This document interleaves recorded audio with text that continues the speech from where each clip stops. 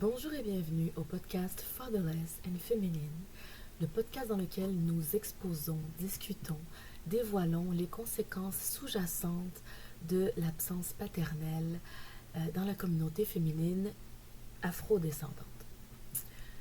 Alors aujourd'hui va être un épisode spécial parce que je tiens à faire une mention, je tiens à souligner, à commémorer aujourd'hui, pas aujourd'hui vraiment, mais aux alentours de cette semaine, marque pour moi un an de, comment dirais-je, redirection forcée de la vie.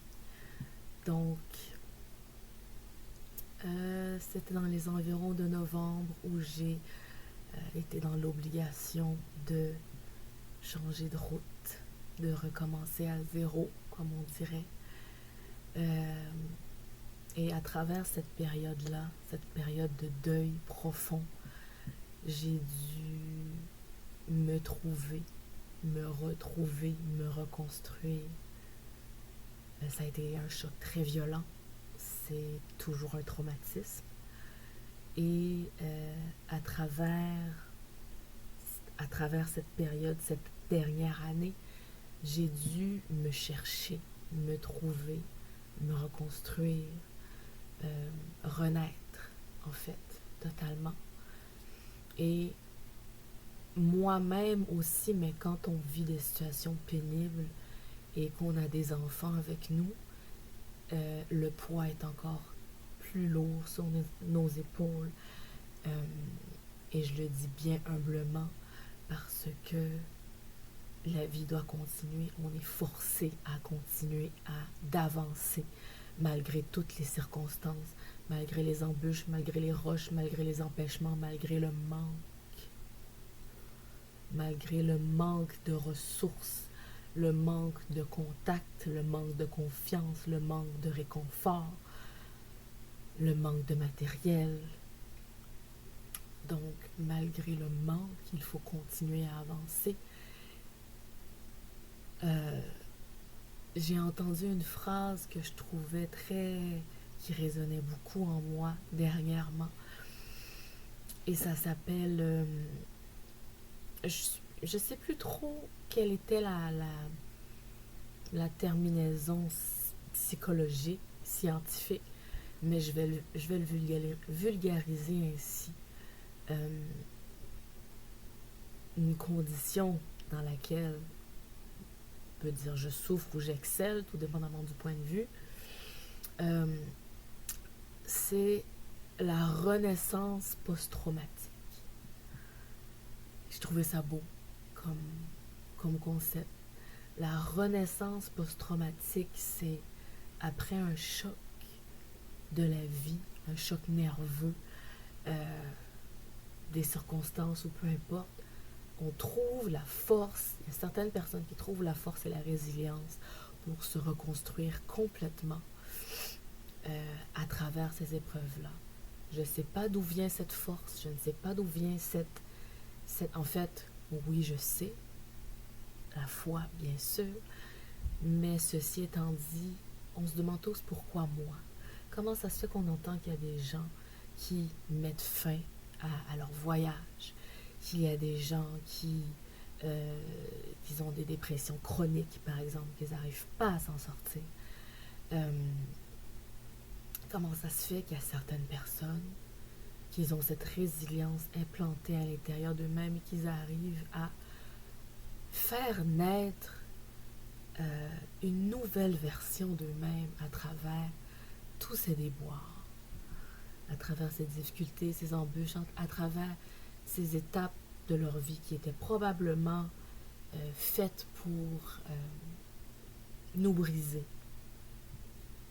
Comment ça se fait que moi, dans ma période de silence, d'accalmie et d'isolation, j'ai pu créer ce podcast, j'ai pu trouver ma voix, j'ai pu utiliser mes dons en communication et en art dramatique et en art visuel, ou peu importe, pour passer un message, pour me faire entendre, pour sortir d'une période d'anonymat et d'ombre. Parce que quand on arrive à un point où est-ce qu'on n'a plus rien à perdre, j'ai plus rien à perdre.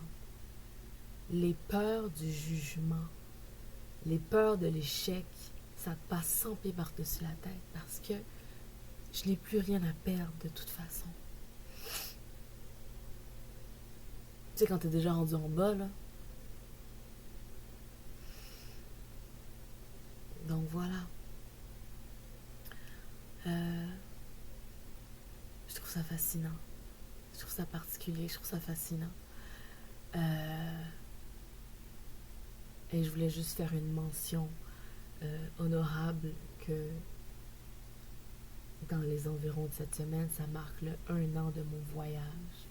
J'aurais aimé qu'on me tienne la main. J'aurais aimé qu'on me prenne dans des bras réconfortants, des bras de confiance. J'aurais aimé que ma fille puisse jouer avec ses cousins-cousines pendant que moi je pleurais, par exemple. J'aurais aimé pouvoir faire garder ma fille chez des personnes de confiance qui avaient été présentes, avec qui j'avais bâti une relation saine et stable et durable dans le temps, avec qui j'aurais pu partager mes expériences, avec qui j'aurais pu ouvrir ma porte et les inviter à constater. Mais voilà, le Seigneur en a décidé autrement. Et il y a une phrase qui dit que le Seigneur donne ses plus lourds combats à ses plus braves soldats. Eh ben putain, j'ai été seule. J'ai été seule. Oui, le téléphone a sonné à quelques reprises après le traumatisme.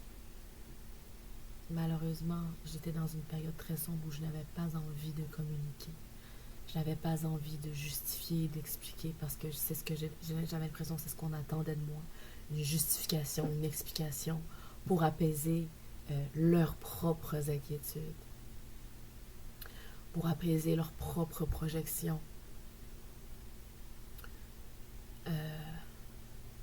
Et non pour m'apaiser moi, et non pour essayer de me comprendre moi. J'ai jamais été quelqu'un qui en demandait. Je ne sais pas demander, en fait. Je ne sais pas demander. À part au Seigneur, bien sûr. Ceci étant dit, j'ai toujours su que lorsque quelqu'un a le cœur sur la main et veut donner, la personne le fait tout simplement. On n'a pas besoin de demander. Lorsque quelqu'un t'aime, tu n'as pas besoin de demander son amour. La personne va te le démontrer avec constance. La personne va te le démontrer sans arrière-pensée. La personne va te le démontrer sans rien attendre en retour. C'est extrêmement important. Parce qu'aucun amour n'est dû. Aucune forme d'affection ou d'attention n'est due. Il faut être capable d'être humble et de savoir que lorsque quelqu'un nous donne de l'amour, du bien-être et du réconfort, ce n'est pas parce que c'est dû, c'est parce que c'est intrinsèquement. La personne a envie de te le donner.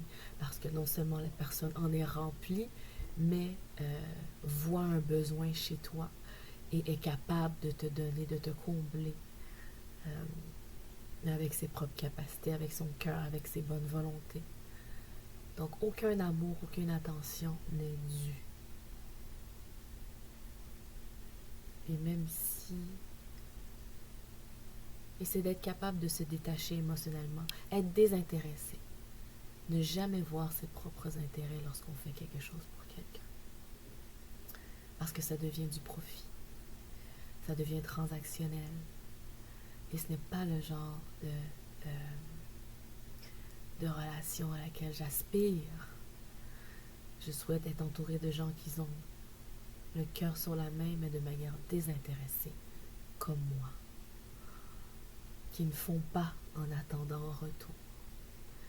Et je vais m'arrêter là-dessus pour l'instant.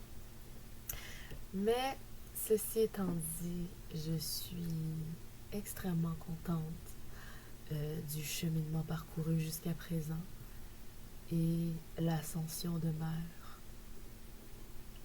L'ascension demeure. Et puis, voilà, je voulais mettre un timestamp sur cette aventure qui se poursuit.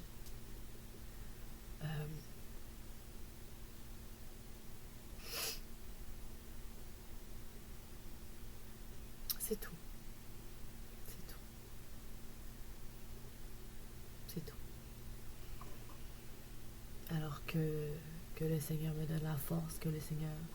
Non, je ne demande pas la force, que le Seigneur me donne la facilité, que le Seigneur me donne la paix d'esprit. Et voilà, il sait, il sait. Sur ce, je te souhaite une belle journée. À très bientôt.